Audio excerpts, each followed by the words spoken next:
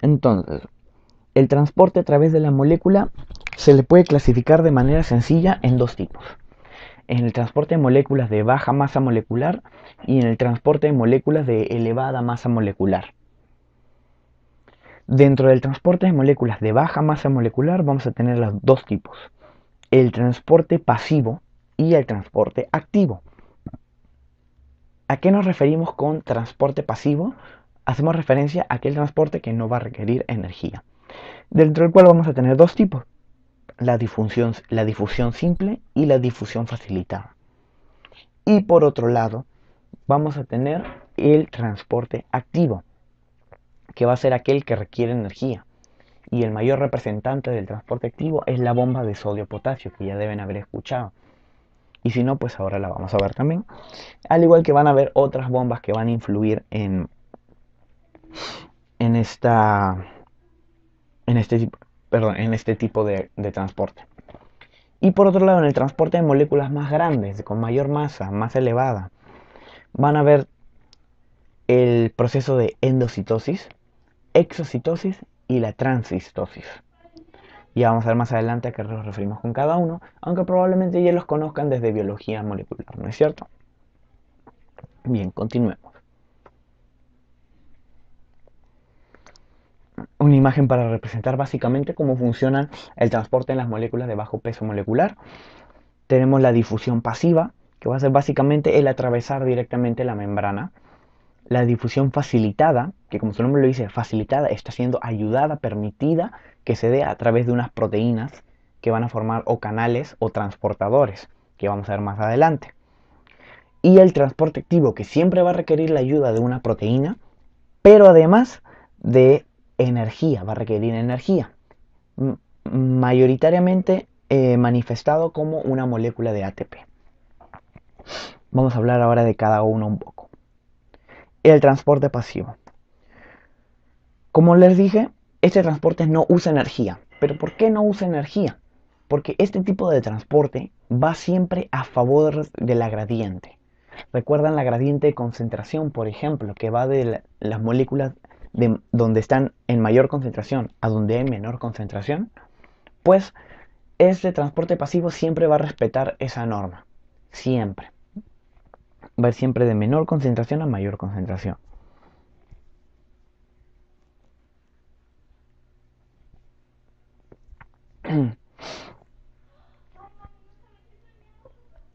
Entonces, de tal manera no va a requerir energía, ¿no es cierto? Entonces, vamos a tener la difusión simple como primer ejemplo. Va a referirse básicamente a sustancias o moléculas solubles que pueden atravesar directamente la membrana. Son moléculas sin carga y nos referimos a los gases, el oxígeno, el dióxido de carbono, el etanol, por ejemplo, o no, claro, el etanol no como un gas, sino como una molécula pequeña, polar, sin carga, igual que la urea y el agua. Pero recuerden que estas dos más tienen cierta dificultad para pasar en la membrana porque también requieren a veces de transportadores. Y en el caso de la difusión facilitada, es a favor de la gradiente electroquímica, principalmente mediante proteínas transportadoras o carriers.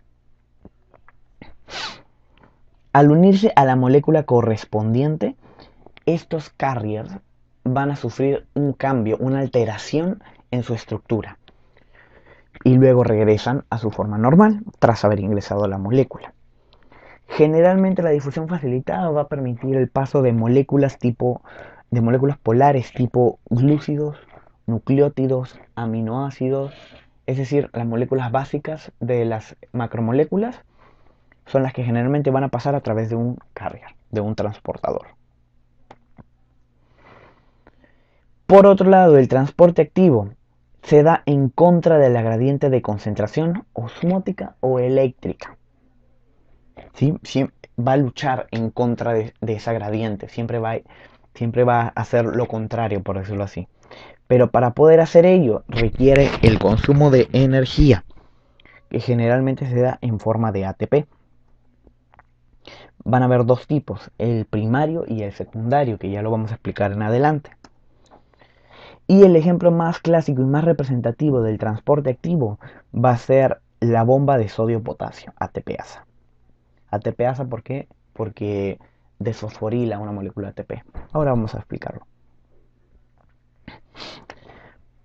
Ya deben haber visto esto en biología molecular, y si no, pues vamos a hacer un recordar. ¿En qué consiste la bomba sodio-potasio ATPasa? En retirar, en botar fuera de la célula 3 moléculas de sodio para poder ingresar 2 moléculas de potasio, básicamente.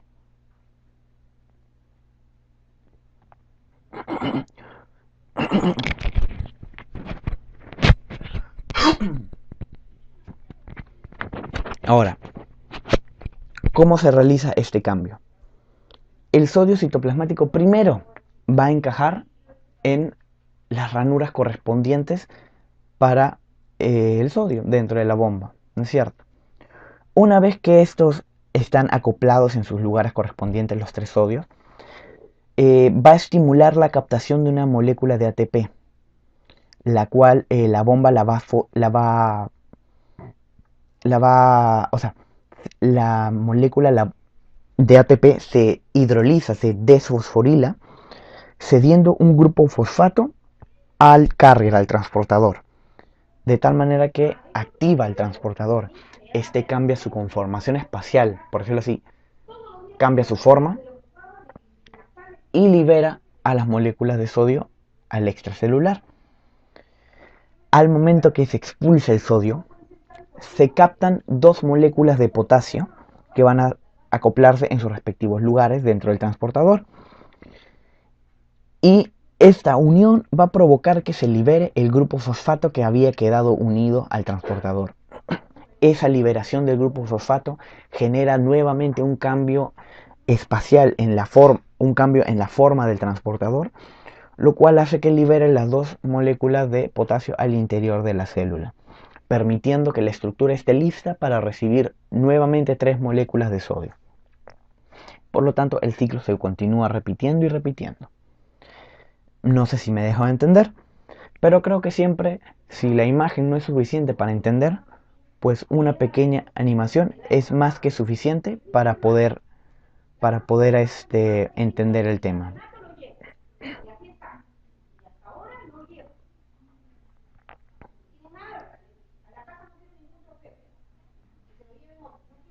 Bueno, parece que nuestra animación no está funcionando, es una lástima, pero básicamente era para explicar lo mismo. ¿Qué sucedía? Las 3 moléculas de sodio del intracelular ingresan al transportador. Al hidrolizarse una molécula ATP, captura un grupo fosfato, cambia su conformación, liberará las 3 moléculas de sodio, luego ingresarán las 2 moléculas de potasio, se va a liberar el grupo fosfato, cambia nuevamente su conformación e ingresarán las 2 moléculas de potasio a la célula. Básicamente eso es lo que se da. Ahora vamos a hablar un poco sobre las proteínas transmembrana, que ya habíamos mencionado antes. Hay de 2 tipos principalmente. Los canales, que son poros que permiten el paso de las moléculas generalmente mediante una gradiente electroquímica. Y en segunda, los acarreadores, los transportadores, que son estructuras proteicas que cambian su forma, su conformación para permitir el paso. E inclusive se puede a veces necesitar energía, como vimos el caso de la bomba sodio-potasio. Aquí también estamos viendo otro ejemplo de una proteína canal y una proteína carrier. La de canal no cambia su forma en ningún momento, mientras que la transportadora sí altera su forma para poder permitir el paso de moléculas.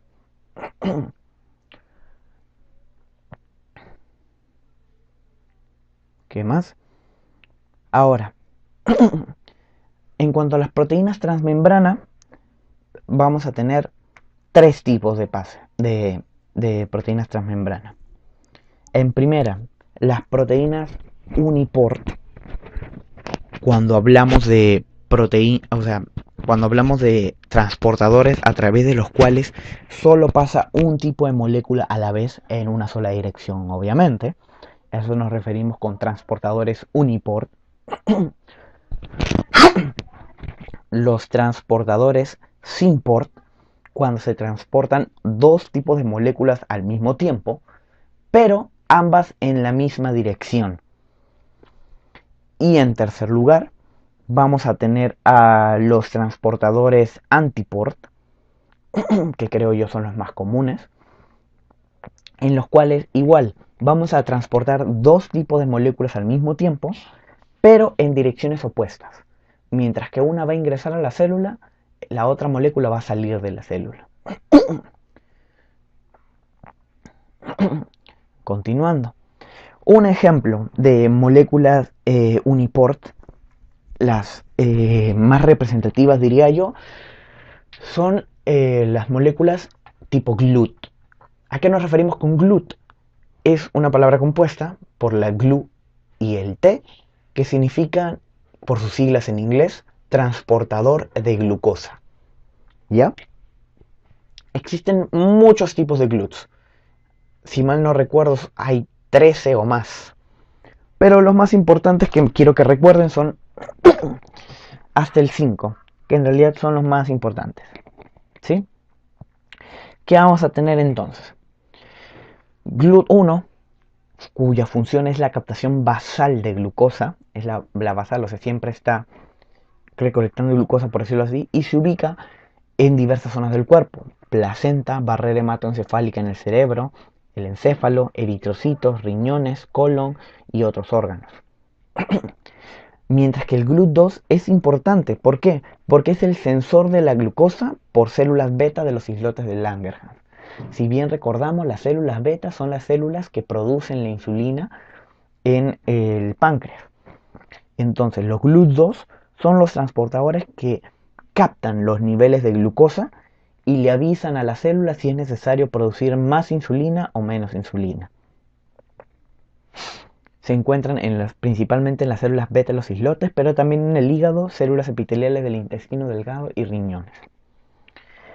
En cuanto al GLUT3, es también una captación basal de glucosa, pero se encuentra en encéfalo, placenta, riñones y otros órganos, no en barrera hematoencefálica ni en eritrocitos, por ejemplo. El GLUT4 viene a ser la captación basal de glucosa, pero estimulada por insulina. Cerca del inicio de la clase yo les mencioné que la insulina lo que hace es ingresar la glucosa a la célula. ¿Y cómo lo hace? Mediante los GLUT4. La insulina genera una cascada de señales dentro de la célula que al final, ¿qué hace? Sintetizar GLUT4. Y el GLUT4 sale a la membrana de la célula y empieza a captar glucosa. Así es como trabaja la insulina. Y por último el GLUT5, que es netamente un transporte de fructosa. Los otros 4 pueden transportar glucosa, creo que también galactosa. No recuerdo bien, puesto que no sale acá en el cuadro. Creo que más adelante hay otro cuadro para verlo. Pero el GLUT5 se caracteriza porque solo transporta fructosa y se ubica en el yeyuno. Esta fila que dice Km se refiere a la constante de Michaelis-Menten, que es una constante que mide la afinidad de un receptor por su sustrato, que eso ya lo vamos a ver más adelante en la clase de cinética enzimática. ¿Recuerdan que hablamos de los transportes activos que había tipo primario y tipo secundario? Ahora vamos a mencionar un poco más. Cuando hablamos de que es un transporte activo primario, son aquellos en los cuales se utiliza directamente la energía del ATP. ¿Qué mejor ejemplo que darles que la bomba de sodio-potasio ATPasa? ¿Recuerdan cómo era el proceso? En el cual se acoplaba, el ATP se hidrolizaba liberando su grupo fosfato para generar la energía necesaria para que se cambie la conformación del transportador. Pues esto es el claro ejemplo de un transporte activo primario, puesto que se usa directamente la energía del ATP. Otro ejemplo es la bomba de hidrógeno potasio ATPasa, que vamos a ver ahorita cómo funciona. Por cierto, la denominación ATPasa hace referencia a que se da una hidrólisis del ATP, ¿sí? Liberando un grupo fosfato y ADP. Entonces, esta bomba hidrógeno potasio ATPasa, ¿dónde tiene su mayor función, diría yo? En la secreción del jugo gástrico por células parietales. si ya llevaron ustedes histología, que deben haberlo llevado, recordarán, mejor dicho, que las células parietales, ¿cómo secretan el jugo gástrico? Mediante un proceso en el cual se combina el hidrógeno con el cloro, ¿no es cierto? ¿Cómo así? Para esto va a requerir 4 transportadores principalmente, y quiero que los recuerden. Vamos a tener un antiport, un transportador antiport de cloro bicarbonato, puesto que va a extraer un bicarbonato de la célula parietal y llevarlo a la sangre, y va a ingresar un cloro de la sangre a la célula parietal. Se dan cuenta que mientras se produce el ácido, se está liberando bicarbonato a la sangre. Es por esto que después de comer nosotros nos sentimos cansados, con sueño. ¿Por qué? Porque se empieza a liberar gran cantidad de bicarbonato a la sangre. A esto se le conoce como marea alcalina. ¿Y qué es la marea alcalina? Es básicamente un estado del cuerpo en el cual se está acumulando bastante bicarbonato en sangre. Podríamos decirlo que es como una alcalosis metabólica. Pero es temporal, puesto que se recupera tras unas horas de haber comido. Entonces, como primero tenemos este antiport de cloro bicarbonato, ¿no es cierto? En segundo lugar, tenemos el antiport, que va a ser la bomba de hidrógeno potasio. ¿Qué hace? Libera el hidrógeno al exterior de la célula e ingresa un potasio de la luz del estómago a la célula parietal. ¿Qué más? Tenemos un uniport, un canal uniport de cloro, el cual hace que el cloro directamente que ingresó por el antiport salga de la célula. Una vez el cloro fuera, con el hidrógeno fuera, se forma el ácido clorhídrico. Así es como la célula parietal lo secreta separado y se junta en el exterior. Y el cuarto y último transportador es este transportador, también un uniport de potasio, que ¿qué es lo que hace? Volver a sacar el potasio fuera de la célula para que se repita el ciclo aquí en la ATPasa de hidrógeno potasio. Se entiende, tenemos 4 transportadores para la secreción de jugo gástrico: el antiport clorobicarbonato, la bomba de hidrógeno potasio o antiport hidrógeno potasio. Tenemos el canal uniport de cloro y el canal uniport de potasio. ¿Sí? Estos 4 canales son los importantes para la secreción de jugo gástrico.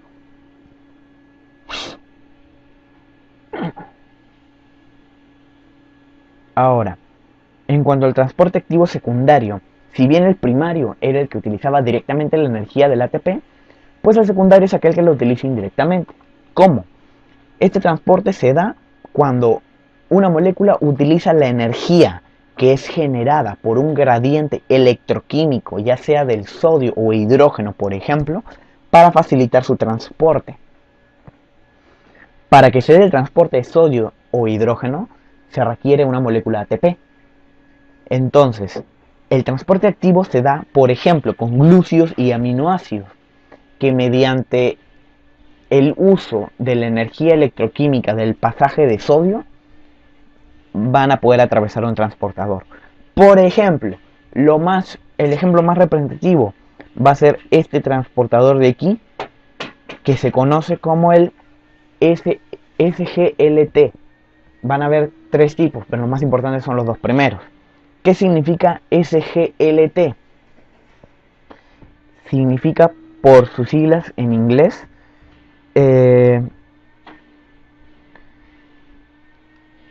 transportador de sodio asociado a glucosa. ¿Por qué se le llama así?